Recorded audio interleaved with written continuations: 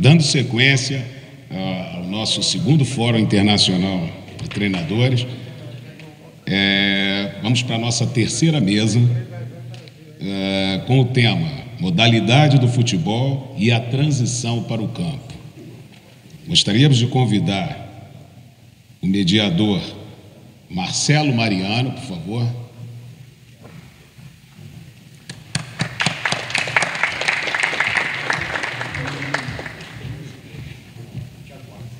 O treinador José Ricardo Manarino.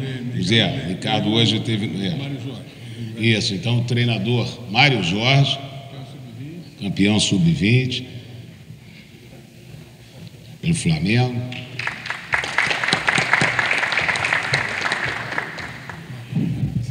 Marco Otávio eu conheço. Treinador Marco Otávio Cerqueira Simões Barbosa, que eu já conheço há muito tempo, de Copacabana.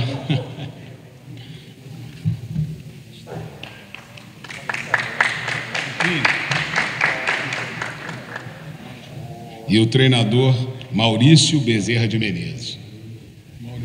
Maurição. Seleção de futsal. Sejam bem-vindos. E eu pediria ao mediador Marcelo Mariano que iniciasse a nossa mesa de debate.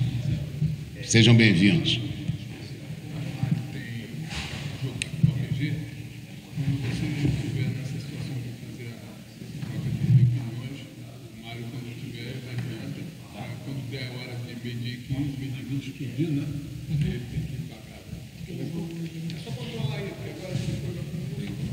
Sejam bem-vindos, fiquem à vontade, excelente debate. Bom dia a todos. Nós vamos falar da modalidade de futebol e sua transição para o campo. Como é que a gente dividiu? Nós vamos fazer algumas perguntas, né? E eles, na primeira parte, eles vão somente responder as perguntas, e na segunda parte eles vão debater entre eles essas perguntas, ok? Nós temos aqui o Mário Jorge, que é treinador do Sub-20 do Flamengo, campeão, e o Marco Otaviano, Marco Otávio, que é treinador da Seleção Brasileira de Beach Soccer, e o Maurição, que é treinador da Seleção Brasileira de Futebol de 7. Ok? Podemos começar? O que as modalidades têm a contribuir para o futebol de campo? Ou seja, o que cada modalidade de vocês tem a contribuir para o futebol de campo? Só que antes de responder a pergunta, eu gostaria que vocês se apresentassem. Mário, por favor. Bom dia a todos. Conforme já foi falado, meu nome é Mário Jorge, tenho 45 anos, hoje estou como treinador do Sub-20 do Flamengo. Prazer ver alguns amigos aqui. Eu sou Edson, prazer em revê-lo, Paquetá, prazer imenso. Eu sou oriundo do futsal, então eu acredito muito que o futsal ele é uma importante ferramenta para transferir conhecimento para esses meninos ou para os jovens atletas para o futebol de campo. E uma pena que isso tenha acontecido cada vez mais cedo. Os meninos têm tido pouca oportunidade de continuar no futsal, principalmente aqui no Rio de Janeiro. Essa transição está começando já a acontecer com 10, 11 anos. Então, eu vejo isso como uma parte prejudicial. Se eu pudesse mudar alguma coisa, eu estimularia mais, até pelo menos o Sub-16, 17, que os meninos tivessem mais oportunidades no futsal. Eu acho que é uma ferramenta gigante para a gente transformar, principalmente a capacidade de tomar decisão dos atletas. Mas isso é pouco estimulado hoje, porque os próprios pais, o futebol de campo tem um apelo muito grande e os meninos acabam transferindo cada vez mais cedo e, como já chegam no futebol de campo, acabam abrindo mão do futsal. Marcos, por gentileza.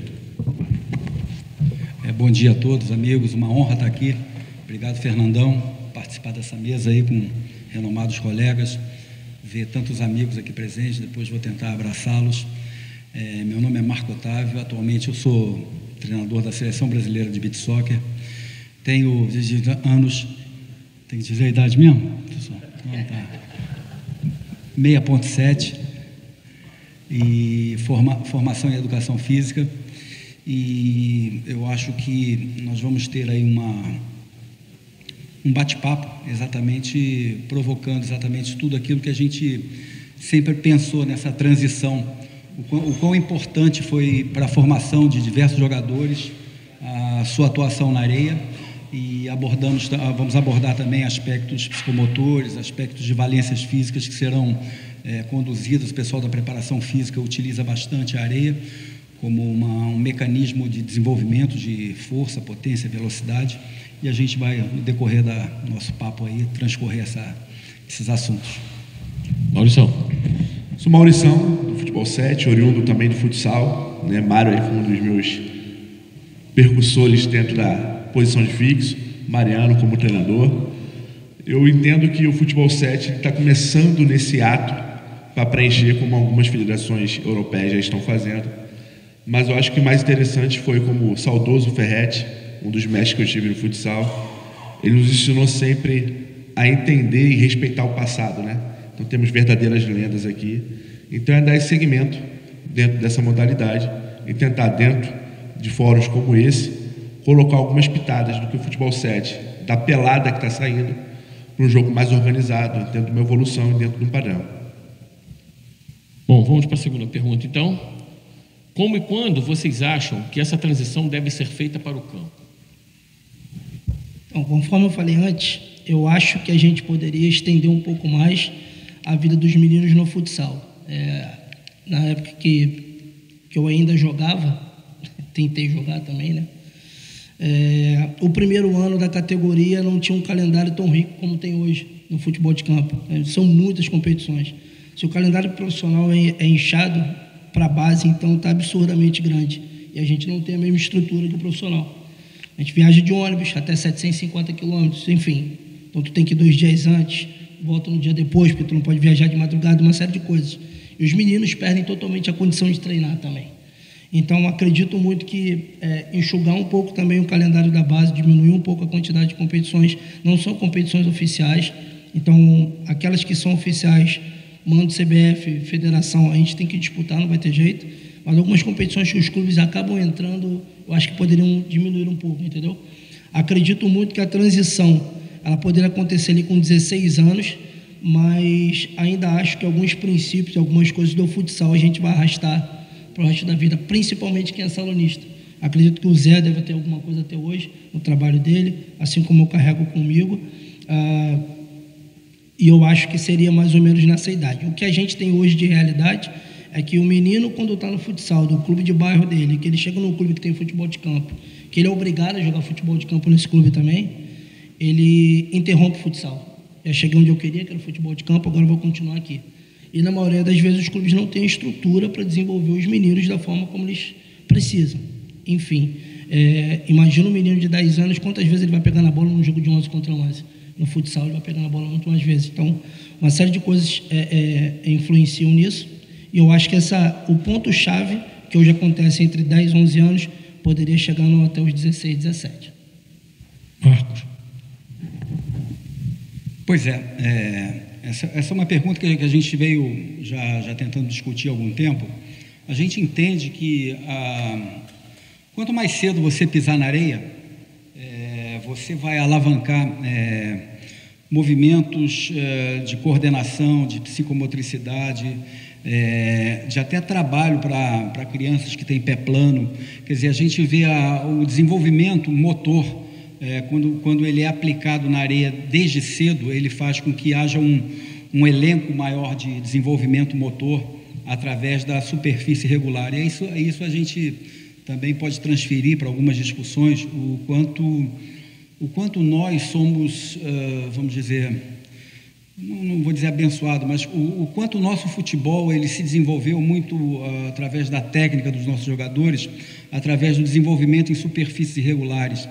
A gente, a essência do nosso futebol, antes de falar em futebol de praia, beach soccer, futsal, fut7, como a gente observa que como a gente vê a habilidade que nossos jogadores se desenvolvem através de começarem as atividades em superfícies irregulares. Aquele golzinho na rua, com a poça d'água ali para você driblar, ou em situações de aclive, declive, em situações irregulares. O próprio, a gente que jogou muito society, jogava no aterro, com aqueles campos que a bola vinha, e você tinha que mostrar exatamente que você tinha esse controle. E na areia, especificamente, é um espaço assim. Nós temos inúmeros jogadores que saíram da areia e que se desenvolveram com muito mais facilidade quando eles foram para o terreno plano. E eu já vi muitos treinadores também mencionar exatamente o quanto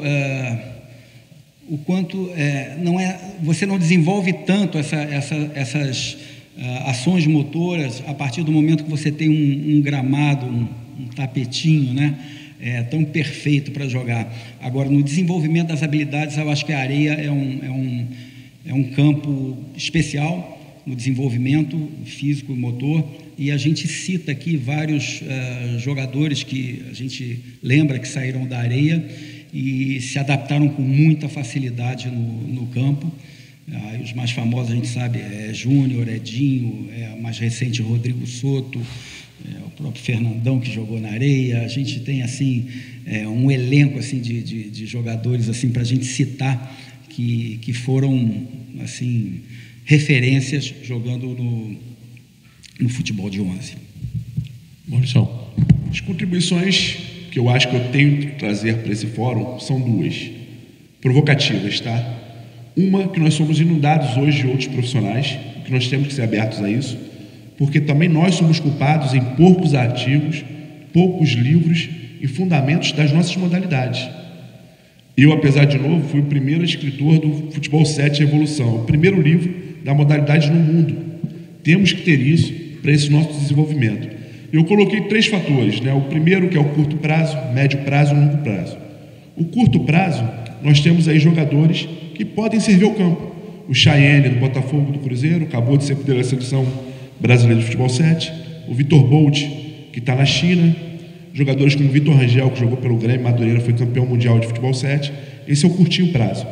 O médio prazo, a Federação Espanhola hoje já faz competições em campos reduzidos, com traves reduzidas, com 6 jogadores em cada lado e um goleiro, futebol 7. E cada jogador, a cada 3 meses, é obrigado a mudar a sua posição. Então, você tem jogadores mais completos.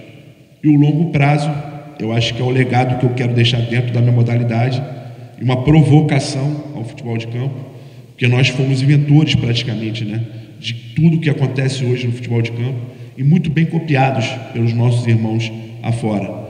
Nossos laterais, com o Newton Santos lá atrás, nossos pontas, e depois que inventaram lá atrás o 4-1-4-1 para anular isso, falta, ao meu ver, o que o futsal trouxe muito para esse esporte, e pode trazer mais, são os padrões de posse de bola.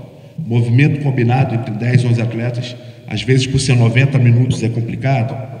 No futebol 7 falava a mesma coisa, a gente conseguiu fazer, graças a Deus, 10 anos dentro da seleção brasileira, sem nenhuma derrota, nem chegando perto, né? E como cito sempre o Ferretti nisso, se você colocar qualquer jogador brasileiro numa condição, não é nem superioridade numérica não, de 1 para 1, nós vamos ter sempre a qualidade e a tranquilidade para exercer perigo ao nosso adversário. Então acho que são esses 3 polos que, dentro da modalidade que eu tenho, que é muito nova ainda, vamos tentar deixar esse legado.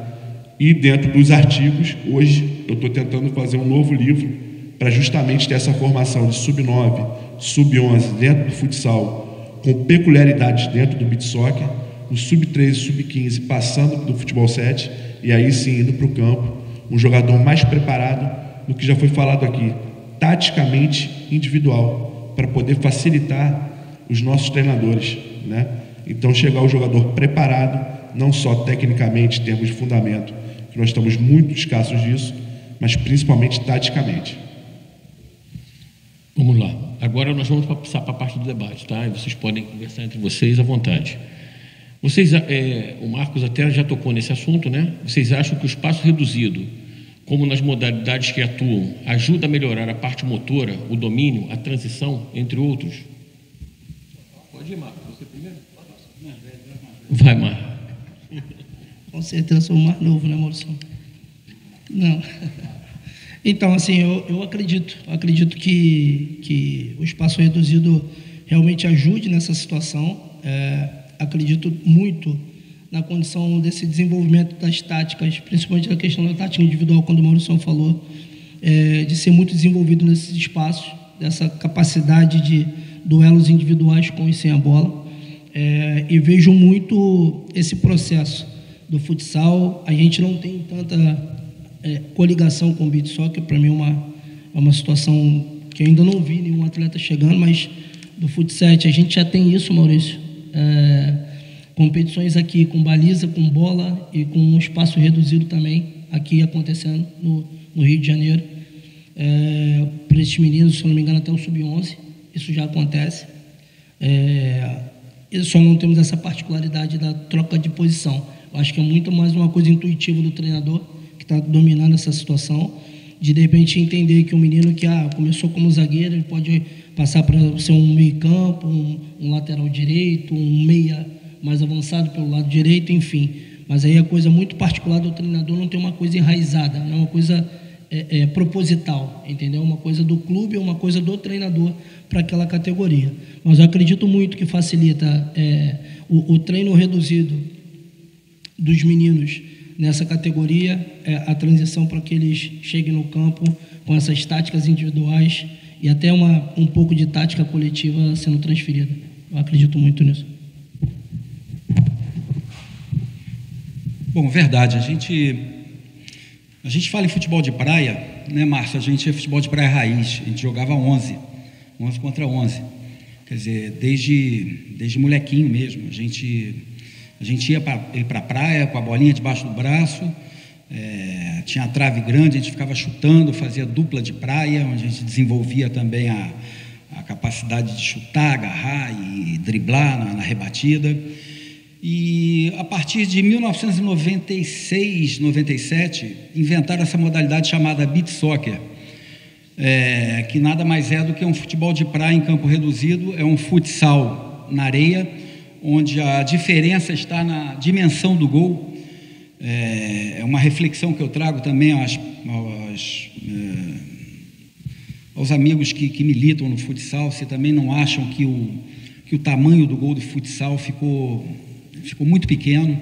Você hoje vê um jogo que às vezes não fica tão atrativo em razão de você fazer uma marcação por zona lá e você já não tem o chute da meia distância, onde o aumento da agilidade dos goleiros, do tamanho dos goleiros, enfim, faz com que haja menos gol. E o beach soccer nasceu exatamente com um contexto exatamente para uma produção de espetáculo.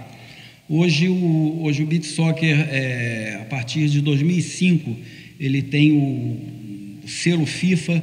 Então as confederações têm em seus departamentos o futsal como o beach soccer. Ele é jogado no mundo inteiro, masculino e feminino. Nós vamos ter um calendário agora, ao final do ano. Eu estou há 1 ano e 4 meses à frente da seleção brasileira e nós estamos vindos de um insucesso a 2 Copas do Mundo, coisa que nós sempre fomos referência nessa modalidade. E hoje as equipes estrangeiras evoluíram bastante e a gente está com esse desafio em fevereiro de 24 vai ter o Mundial em Dubai. Nós fomos classificados. Hoje nós já chegamos ao primeiro lugar do ranking novamente, o Brasil, pelos resultados que nós obtivemos durante esses últimos tempos. E a gente teve que se adaptar exatamente a estudar um pouquinho mais o futsal taticamente dentro da areia, porque nossa raiz, nossa essência era o futebol de 11. Agora, o desenvolvimento da nossa técnica, das ações que nós desenvolvemos através da habilidade natural dos nossos jogadores, pela facilidade que eles têm de andar na areia, né? De andar na areia. Então, a gente, obviamente, concordo que a gente leva muita vantagem, mas nós temos que ter humildade e entender que o jogo ele tem que ser mais pensado, ele tem que ser mais estratégico, ele tem que ser mais tático, e a gente está exatamente tentando caminhar com esse objetivo para tentar resgatar o que a gente sempre teve nessa modalidade. Não quero acrescentar, não. É falar isso, resolver problemas em espaço curto, né? Nós aprendemos isso desde a rua, né? E isso incluindo tudo que vocês colocaram aí. Perfeito. Eu vou fazer uma pergunta que não está aqui na nossa relação, uma pegadinha para vocês. Um pensamento meu. Eu vi a Espanha no futsal, e todos nós aqui somos oriundos do futsal, vir ao Brasil e coletar o que a gente fazia, como os treinamentos do Ferretti. Graças a Deus nós tivemos o prazer eu fui jogador dele e trabalhei com ele depois, né? Vir aqui coletar essas informações e transportar essas informações para o campo. Nada mais é hoje do que o jogo de sustentação tática, o jogo de futsal, ou seja, os treinamentos que a gente fazia no futsal. Não sei se vocês concordam com isso. E essa evolução no futebol se deu após essa tomada de conhecimento da Espanha nesse sentido. O que vocês acham disso? Não está nas nossas perguntas aqui, tá?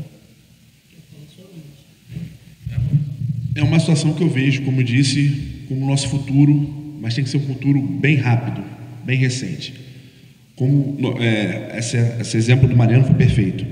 Nós tínhamos aqui grandes exemplos de padrões de posse de bola dos nossos treinadores de futebol de salão e vindo para o futsal, né? Padrão de oposto, padrão de paralela, ala pivô, padrão redondo. A Espanha aperfeiçoou isso e chegou no 4 em linha, que é um movimento onde, taticamente, individual, o atleta faz movimentos na qual os outros 3 que estão jogando já sabem o que tem que fazer na sequência. E é isso que eu acho que o futebol europeu está um pouquinho na nossa frente, porque esses jogadores estão sendo, né, servidos de melhores bases, né? Porque ela não tem sempre essa situação do resultado. Nós temos aqui um cara que contribui não só na parte de títulos, mas também de jogadores para se tornarem profissionais, o que é muito difícil no nosso país.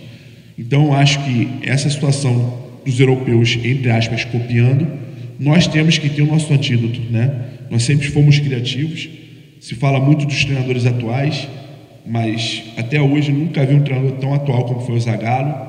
E você pega as nossas origens, são sempre treinadores, jogadores que fizeram uma diferença e continuam fazendo diferença. E essa parte é interessantíssima, é onde eu quero aprofundar e deixo de provocação para todo mundo, para que a gente possa, com a nossa posse de bola, não ficar restrito apenas ao lado posicional, né? Mas a gente ter também essas situações, essas variantes que o futebol pode dar para nós.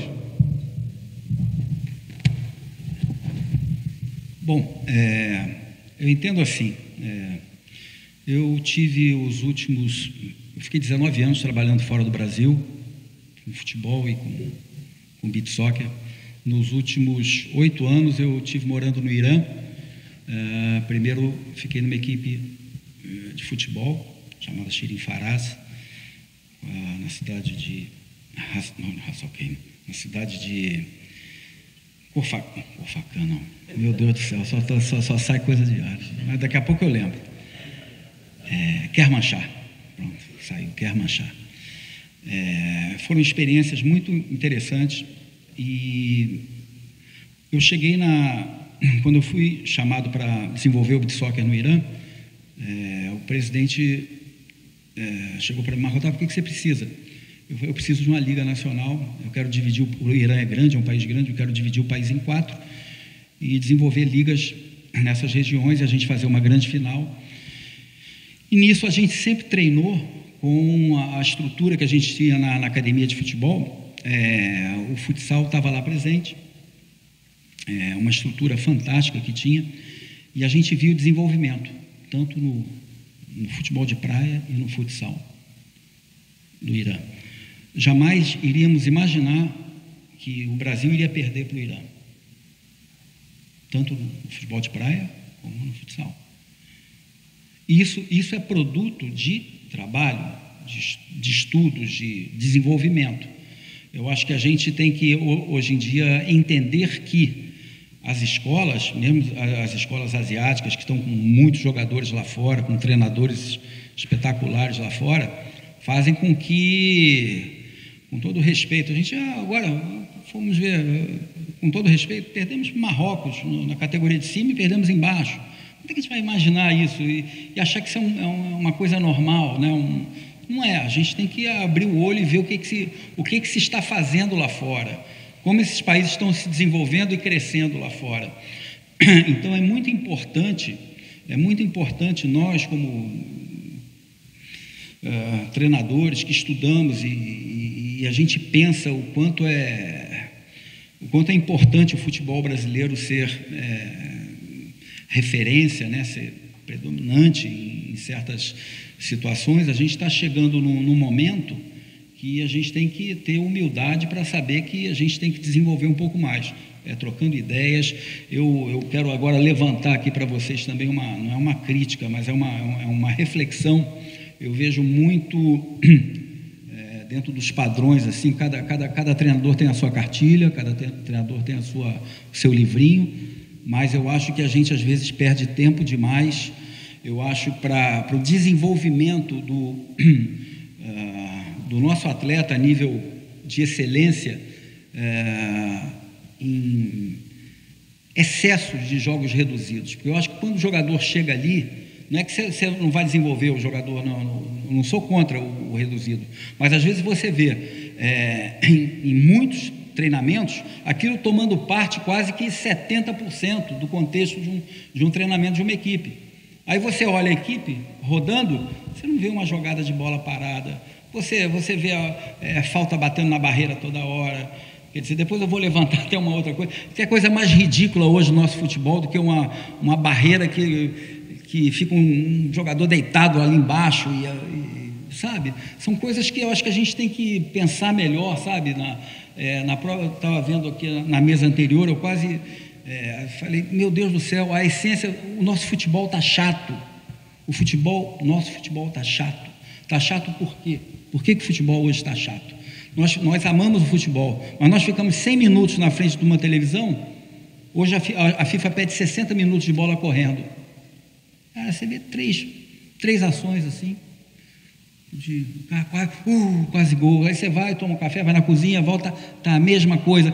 Qualquer marcação, vem 6 pessoas em cima do árbitro, 6 jogadores, tudo treinado. O goleiro cai quantas vezes quiser, não é verdade? Aí para o jogo, aí você vai lá, pega um café, volta. Quer dizer, são coisas que atrasam, né, o desenvolvimento do nosso jogo. Eu sei que eu estou fugindo um pouquinho por uma raiz, mas é uma coisa que me incomoda demais. E já na nossa modalidade, no beach soccer, já, como eu falei, é um produto de televisão para televisão. A todo momento você vê, bola na trave, bicicleta, a falta que não tem barreira. Quer dizer, isso é atrativo. Não vou dizer que o futebol tem que chegar aí, mas a gente tem que repensar o que está acontecendo hoje em dia no nosso futebol. Falar um pouco do gancho que o Maurício trouxe, da evolução dos padrões de futsal, Espanha, Brasil, que eu acho que o nosso maior desafio é tentar criar esses padrões numa relação com 11 jogadores no campo, e falar da maluquice que é a categoria sub-20 hoje. Eu vou te falar que é impossível fazer isso, impossível. Saí hoje do clube, recebi uma mensagem que eles precisavam de 23 jogadores para treinar do sub-20. Só que eu tenho um jogo hoje. Como é que faz? Para dar treino, para fazer alguma coisa. Eu não tenho nem 40 jogadores, tenho 33. Ele pediu 23. E o time para jogar? O que eu faço? Então, o nosso maior desafio é tentar ver o que a instituição pensa com relação a isso, para que a gente possa desenvolver o jogador numa relação dessa tão grande. São várias interações que você precisa pensar em várias coisas, em características individuais, quem pode ajudar quem pode auxiliar quem dentro dessa interação, e é desafiador para o treinador ter que fazer isso todos os dias, né? E a gente fala que o treinador brasileiro não se atualiza. Pô, olha o que a gente está fazendo, olha o que a gente está aqui, olha o tanto de gente grande no futebol brasileiro que está sentada aqui e que está ouvindo o Mauricião e o Mário Jorge, entendeu? Então, assim, eu acho que é o nosso maior desafio, e para essa categoria é mais complicado, como o Marco falou, de repente numa condição de uma célula menor, de uma idade mais baixa.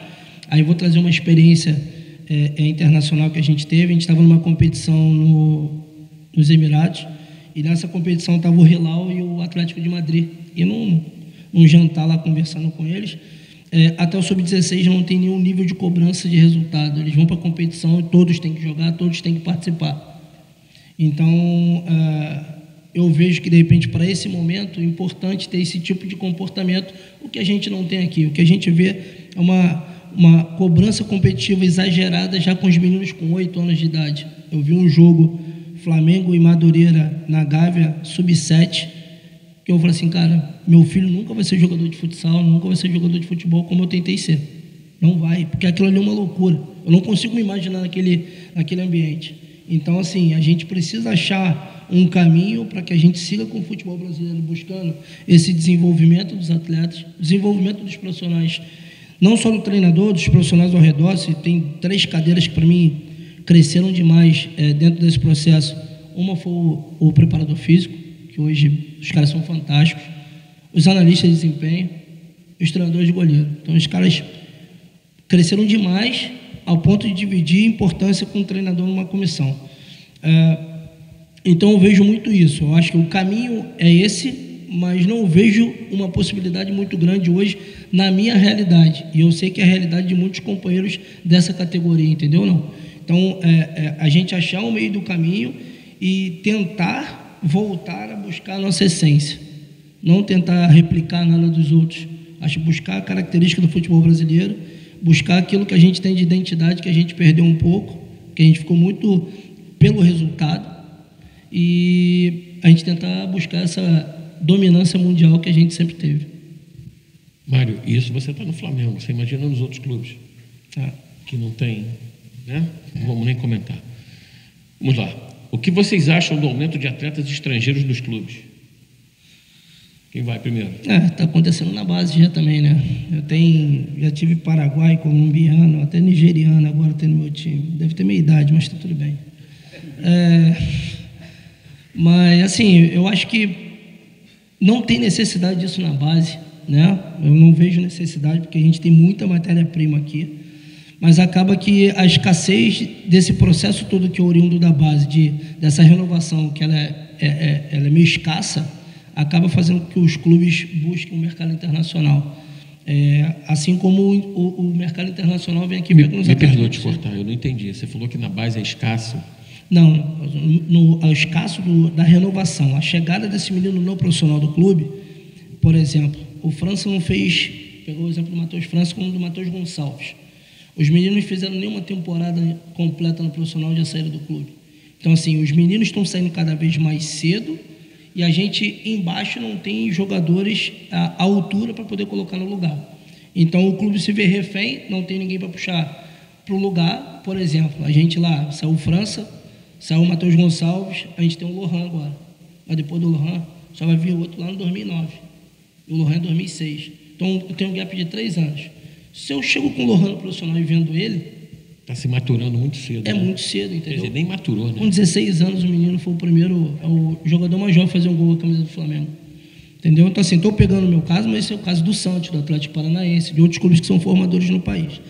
Então, eu vejo isso, de repente, não ter uma peça na linha de produção à altura para poder colocar no lugar, aí o clube vai pegar uma estrela do Mercosul, principalmente, né? Pega um cara do Equador, do Uruguai, da Argentina, enfim, e tenta trazer esse cara aqui para o Brasil, porque o produto brasileiro hoje é muito melhor do que a liga desses caras dos seus países. Então, a gente está tendo uma invasão, entre aspas, de estrangeiros, mas são os caras que fazem enriquecer também o nosso futebol. A gente não pode negar isso.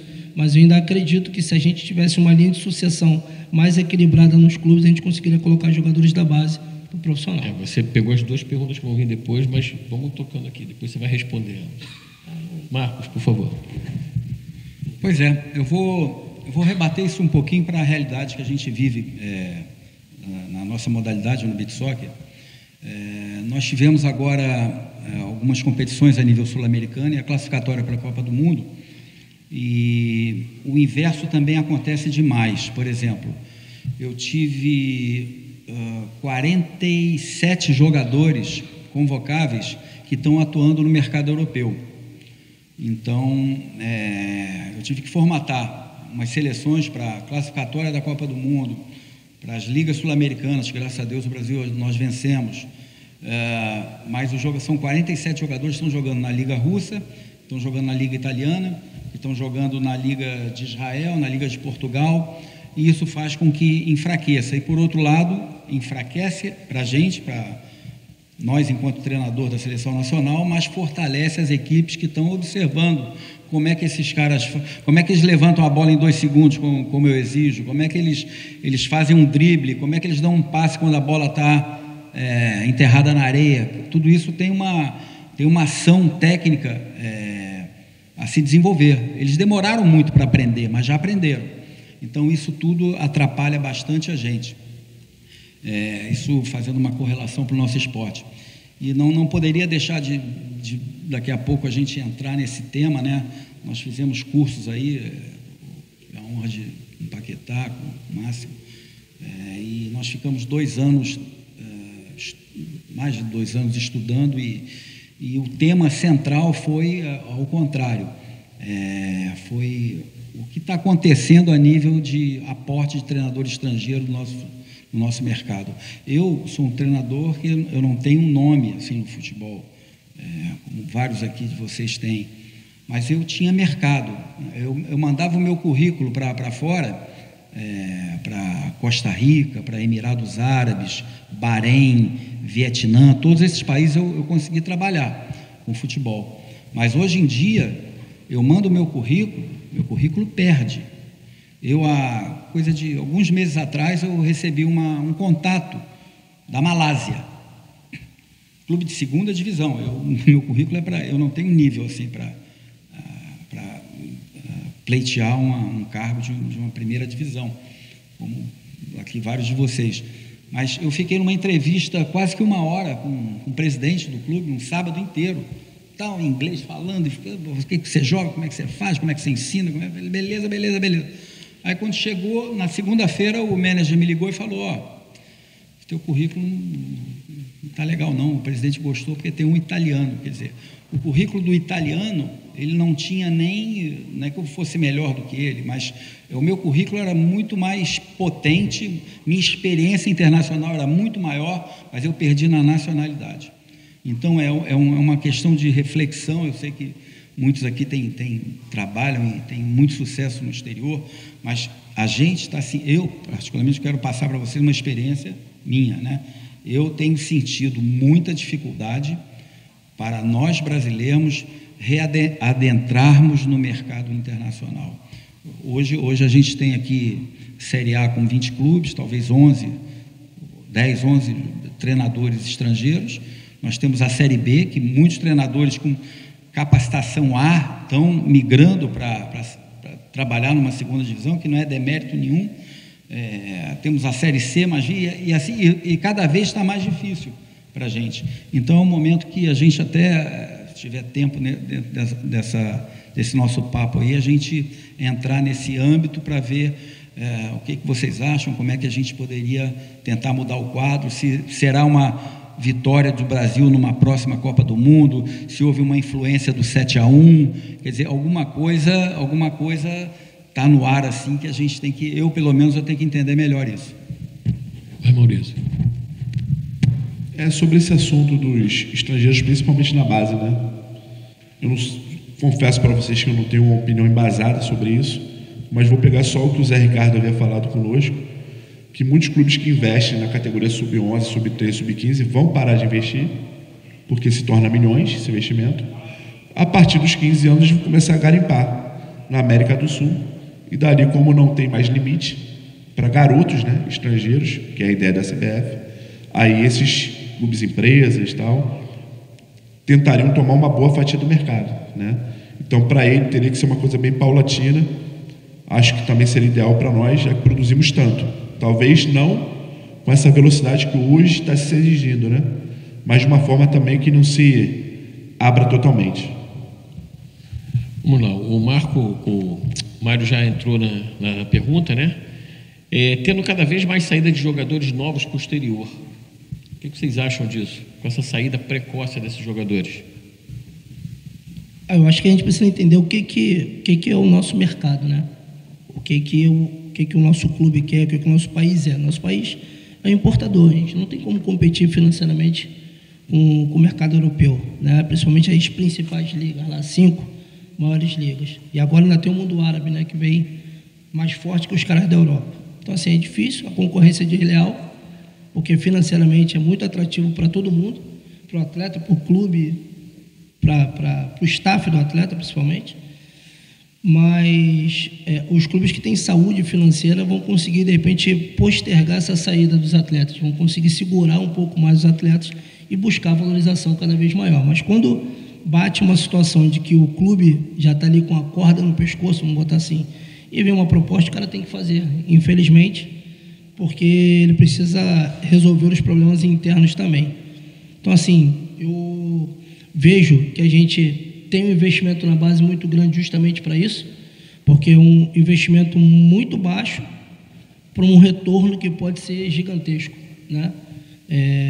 Tem clubes hoje na base, você tem uma ideia, de temporada, gasta entre 20 a 30 milhões de investimento com futebol de base. Se tu vender um jogador no valor que foi vendido, sei lá, o Matheus França, o Ângelo dos Santos, sustenta mais um ano da base. Quando tu vende um desses por ano, tu vai se sustentando cada vez mais. Então, é entender que, infelizmente, o mercado, a gente vai ter que formar jogadores para jogar no nosso profissional, jogadores para serem vendidos, jogadores que não vão jogar nem no nosso profissional, não vão ser vendidos e poderiam estar migrando para outras modalidades, como o futsal, como o futsal, o beach soccer, enfim, e continuar buscando o seu sonho de uma outra forma. Marco. Eu vou assinar embaixo aí tudo que o Mário falou. Acho que ele tem uma experiência espetacular nesse sentido, né? Uma vivência muito grande. Na minha modalidade, muito menos. Então, assino embaixo tudo que o Mário falou. Somos exportadores, falando até um pouco do Espírito Santo, né? Que de repente se torna o salvador, né? Porque o Natan, que saiu do Flamengo, tem uma percentual no Porto Vitória, que é um clube que não é tão famoso no estado como o Rio Branco, como a Desportiva, e hoje já se torna um clube mais estruturado. Então, muitos atletas estão indo de lá para outros grandes clubes. Somos exportadores, a moeda é muito diferente. Então, qualquer tipo de competição é cruel. Bom, distribuição da base, ou seja, terceirização da base, né? E a falta de investimento nela.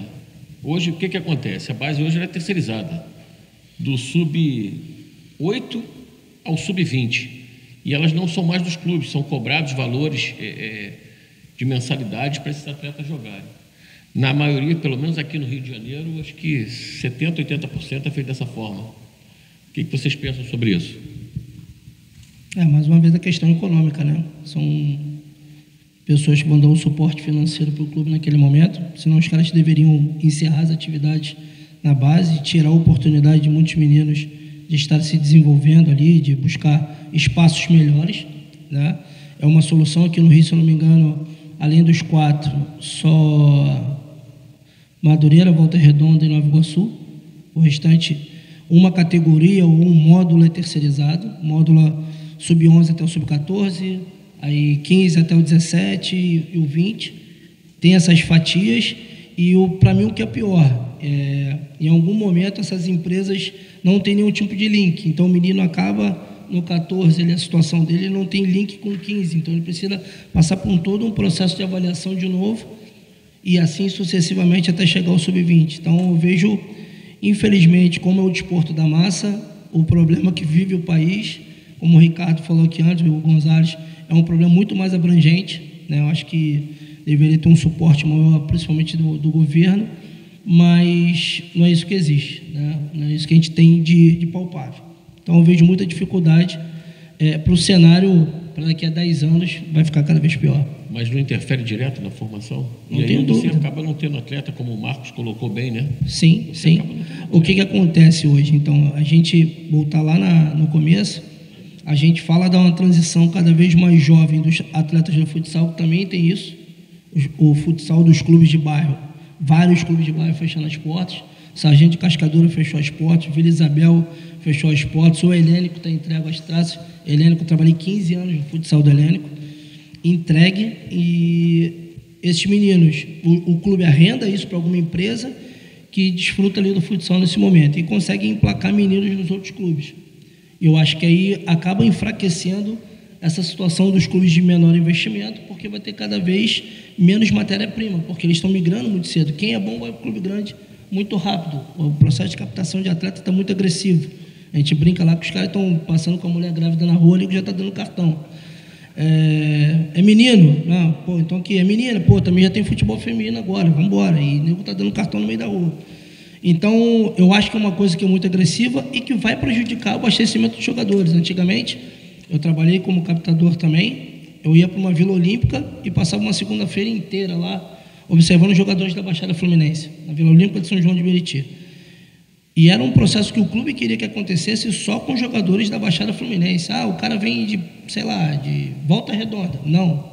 O clube só quer o jogador da Baixada Fluminense porque ele achava que ali era uma ótima área para poder explorar. Porque só tinha, era o Audax, Nova Iguaçu, Artsul ali, clubes com estrutura para tal.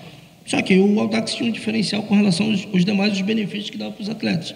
Então era um atrativo para a gente ter o atleta ali. Então o cara veio de bater no Nova Iguaçu e no Artsul, ele batia na nossa mão antes.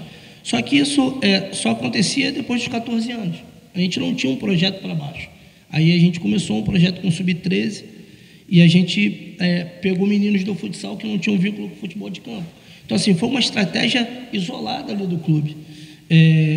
Mas eu não vejo hoje isso acontecendo justamente por isso. É muito mais fácil para mim, hoje, como gestor do clube, não ter essa responsabilidade de passar para o investidor e, de repente, se tiver alguma coisa na frente, ainda tem um pedaço para mim. Entendeu?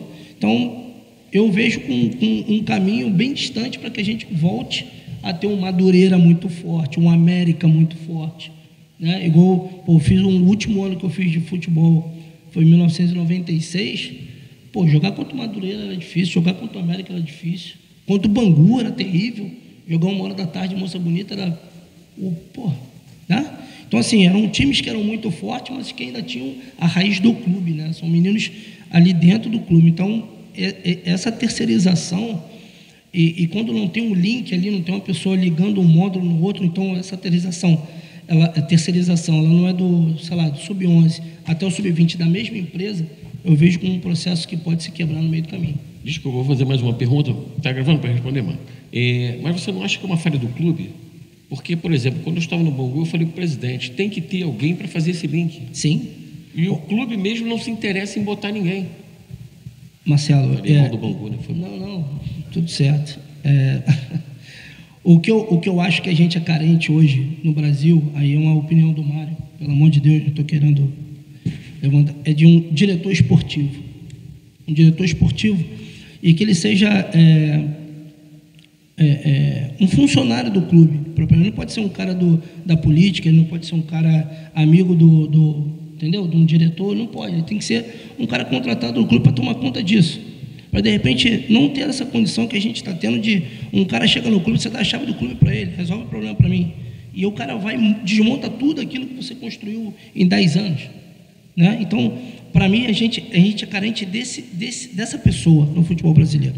E tinha um caso desse no Sevilha, por exemplo, Monte, o nome do diretor esportivo, que ele não deixava ninguém meter a mão no futebol de base. Futebol de base ninguém metia a mão, ninguém. Só que ele tinha o aval do dono do clube, do presidente do clube.